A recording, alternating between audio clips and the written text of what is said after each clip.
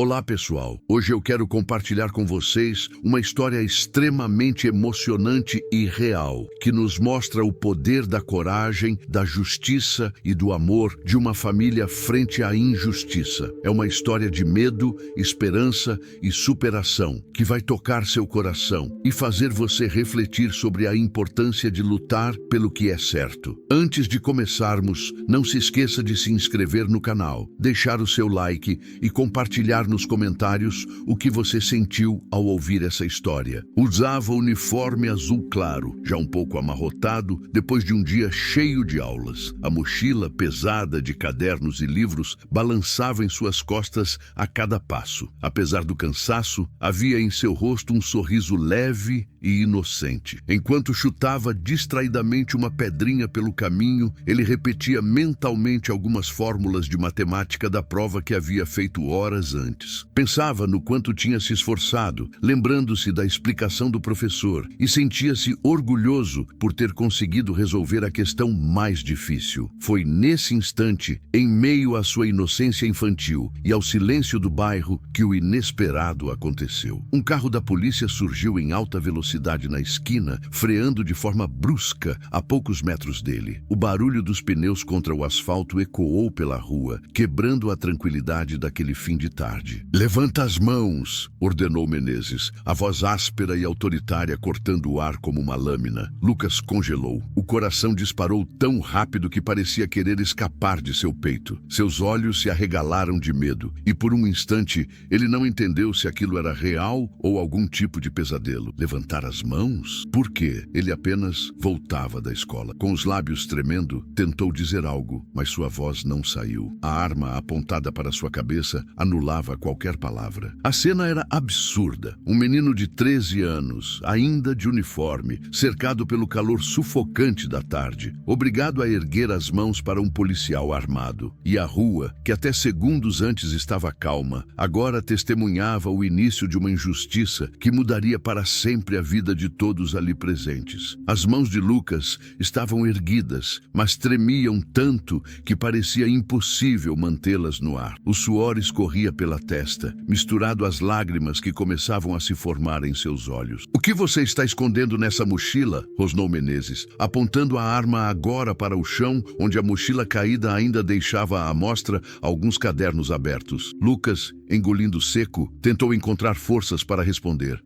São só meus cadernos, senhor. Eu estava voltando da escola", balbuciou com a voz quase apagada pelo medo. O policial não se convenceu. Ao contrário, caminhou lentamente até a mochila e, com um chute brusco, espalhou os livros e folhas pelo asfalto quente. "Ele é só um menino", gritou com a voz trêmula, mas firme. "Eu vejo ele passar todos os dias da escola para casa. Ele nunca fez nada de errado." Outros vizinhos começaram a se aproximar, atraídos pelo barulho da freada do carro e agora pela cena absurda diante de seus olhos. Sussurros se espalhavam pela pequena multidão. "É o Lucas", murmurou um. "Mas ele só tem 13 anos", exclamou o outro. O coração de Lucas parecia pulsar na garganta. Entre o olhar frio de Menezes e o olhar inocente de Lucas, havia um abismo. E era esse olhar de medo, cristalizado no rosto do menino, que começava a denunciar para todos ali o peso da injustiça. A tensão pairava no ar como uma nuvem carregada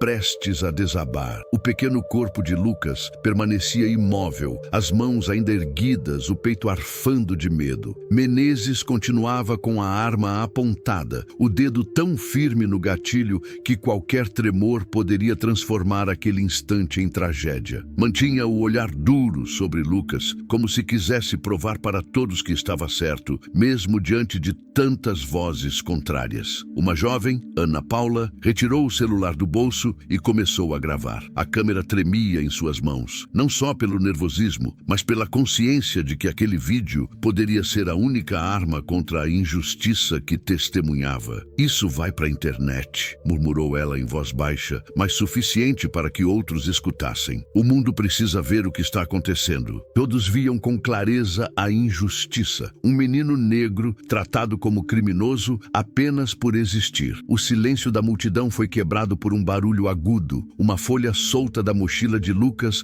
voou com o vento e pousou perto dos pés de Menezes. Ele olhou rapidamente e leu, rabiscado em letras grandes, o título de um exercício: Prova de Matemática, 7º ano. Mesmo diante dessa prova incontestável da inocência do garoto, Menezes não baixou a arma. E naquele instante, com dezenas de testemunhas reunidas, a injustiça que antes era só medo no olhar de Lucas começava a se transformar em denúncia coletiva. O que Menezes não sabia é que aquelas vozes e aquelas imagens seriam muito mais poderosas do que sua arma. Os murmúrios e gritos da vizinhança se misturavam ao calor sufocante da tarde, quando um som diferente rompeu a confusão. Passos apressados e uma voz feminina ofegante chamando desesperadamente: Lucas! Meu filho! Era Dona Helena, mãe de Lucas. Uma vizinha, ao ver a cena pela janela, havia corrido até sua casa para avisá-la, e agora ela surgia na esquina,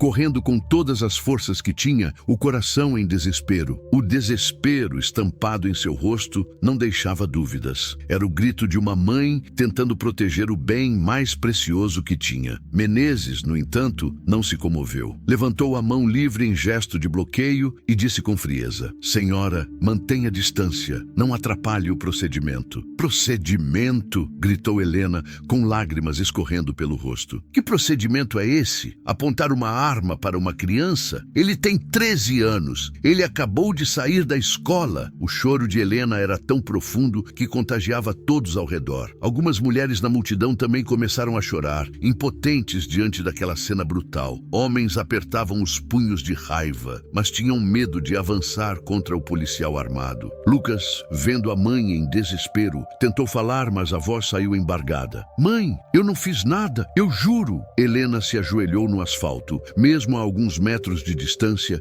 estendendo as mãos para o filho. Seu corpo tremia, o peito arfava, e a dor em seus olhos era tão dilacerante que parecia cortar o ar. Eu sei, meu amor, eu sei que você não fez nada. A multidão, que já estava indignada, agora sentia a dor daquela mãe como se fosse sua própria. Helena não conseguia respirar direito. Cada segundo parecia uma eternidade. Cada gesto de Menezes fazia o coração dela disparar ainda mais rápido. Lucas permanecia de joelhos, olhos arregalados, a mão ainda trêmula erguida, como se pedisse silenciosamente por ajuda. Desesperada, Helena pegou o celular da bolsa com mãos trêmulas, os dedos quase deslizando sobre a tela por causa do suor e do medo. Não havia tempo para hesitação. Quando a ligação foi atendida, ela não precisou dizer nada. A voz do outro lado da linha, calma e firme, disse apenas: Helena, estou indo. Era Antônio Ramos, pai de Lucas e presidente da Corte Suprema. Um homem respeitado, conhecido por sua integridade, justiça e determinação. Quando ouviu a voz desesperada da esposa, soube imediatamente da gravidade da situação e não hesitou nem um segundo. Enquanto isso, Menezes começou a perceber a mudança de energia ao redor. Alguns moradores cochichavam nervosamente. Outros sacavam celulares, e um deles, não sabendo quem era o pai de Lucas, sussurrou: Espere, ele vai chamar alguém importante. A tensão aumentou. Cada segundo que passava parecia mais perigoso que o anterior, mas agora havia uma força invisível crescendo na rua. A certeza de que a verdade viria à tona, de que a injustiça não poderia permanecer impune. Cada segundo parecia dilatar-se, e a arma apontada para sua cabeça transformava o ar em algo quase sufocante. O calor do fim de tarde queimava sua pele, mas nada se comparava ao frio que corria pela espinha ao perceber o quanto estava vulnerável. Meu pai, balbuciou com a voz trêmula e quase inaudível. Meu pai, ele é o presidente da Corte Suprema. As palavras saíram quase como um sussurro, mas suficientes para que Menezes erguesse as sobrancelhas, desacreditado. Eu não estou mentindo, senhor. Ele é meu pai. Vai chegar. A multidão começou a cochichar, observando a cena com atenção. Alguns moradores já tinham reconhecido Lucas e lembravam-se das histórias da família Ramos. Sussurros começaram a se espalhar. Esse é o Lucas mesmo, o pai dele. É o presidente da Corte Suprema. O policial Menezes sentiu o ambiente mudar. Até agora, hora, ele se sentira no controle absoluto, mas agora olhava ao redor e percebeu o crescente murmúrio de tensão e incredulidade entre os vizinhos. Cada olhar em sua direção era uma acusação silenciosa, cada celular apontado uma prova que poderia denunciá-lo. Lucas respirou fundo, tentando recuperar um pouco de coragem. "Por favor, senhor", disse, a voz mais firme, mesmo com o medo evidente. "Eu não fiz nada, eu só estava voltando da escola. Meu pai vai chegar." O policial Menezes apertou os lábios, confuso, enquanto a realidade começava a se infiltrar em sua mente. Ele olhou ao redor e viu dezenas de rostos observando atentamente, alguns com celulares gravando, outros com expressões de raiva e incredulidade. Era o despertar da verdade, e ele sentiu o peso da situação. A presença do pai de Lucas prometia mudar o destino daquele encontro injusto, trazendo justiça e alívio, mas ainda havia segundos cruciais a serem enfrentados antes que tudo se resolvesse. O som distante de sirenes crescia rapidamente, misturando-se ao zumbido inquietante da vizinhança em alerta. Lucas, ainda ajoelhado no chão, ergueu os olhos e viu, ao longe, a chegada de uma comitiva de carros oficiais. Corações batiam acelerados, inclusive o dele, que agora misturava medo e esperança. Ao ouvir o chamado, Lucas sentiu uma mistura de alívio e emoção. Ele levantou os olhos e, por um instante, sentiu que a segurança retornava, mesmo que apenas simbolicamente. Menezes, ainda de pé, com a arma firme, percebeu que algo estava diferente. O policial olhou para a multidão, depois para os carros oficiais e finalmente fixou os olhos em Antônio. O frio da autoridade verdadeira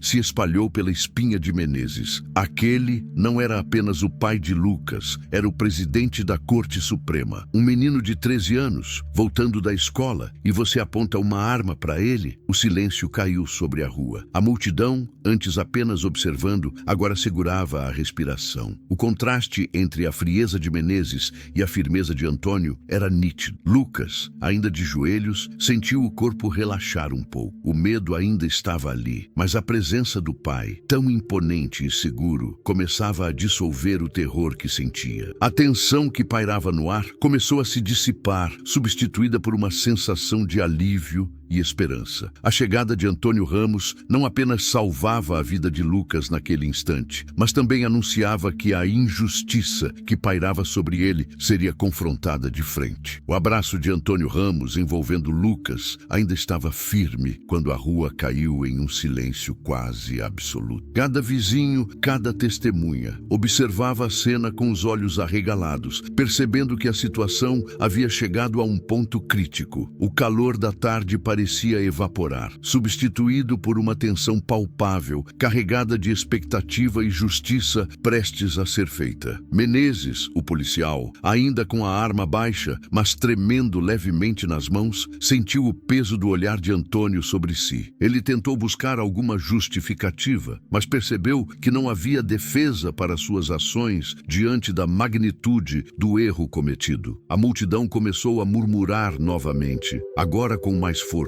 Alguns reclamavam, outros apenas observavam com assombro. O celular de Ana Paula ainda gravava cada segundo, agora capturando não apenas a injustiça, mas também a retidão de um homem que sabia exercer seu papel de pai e de cidadão. "Ele é apenas uma criança", gritou uma das mulheres, ainda em lágrimas. O som do metal no coldre ecoou como um sinal de rendição silenciosa. Lucas, ainda abraçado ao pai, sentiu uma mistura de alívio e incredulidade. Ele mal podia acreditar que o pesadelo finalmente começava a terminar. A sensação de ameaça se dissipava aos poucos, substituída pelo calor da proteção paterna e pela certeza de que a verdade havia emergido. E naquele instante, o silêncio que pairava sobre a rua pesava tanto sobre Menezes quanto sobre todos os presentes. Manchetes denunciavam a abordagem injusta e racista do policial, e especialistas Lucas começaram a analisar o ocorrido, questionando a cultura de preconceito estrutural dentro das forças policiais. Menezes, que até então se sentia intocável, viu sua reputação se desmoronar. Foi imediatamente suspenso das funções e começou a enfrentar um processo interno